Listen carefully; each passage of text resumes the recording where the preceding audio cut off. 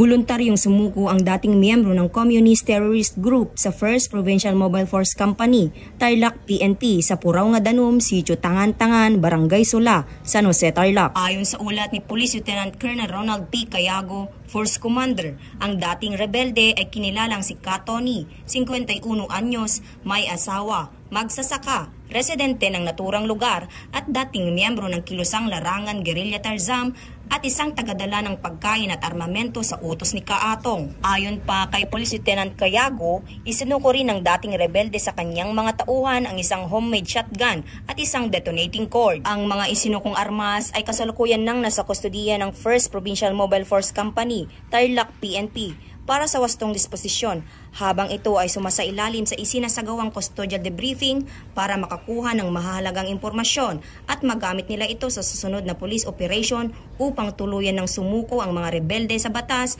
at mabigyan sila ng pangalawang pagkakataon. Samantala, ang dating rebelde ay binigyan ng pinansyal na suporta ng 1st PMFC Tarlac PNP at maaari itong sumailalim sa Enhanced Comprehensive Local Integration Program ng ating pamahalaan. Mula dito sa 1st Provincial Mobile Force Company, Tarlac PNP, ako po ang inyong Police News Network Correspondent, Patrolwoman Maria Ella Garcia, alagad ng batas, tagataguyod ng Balitang Pulis.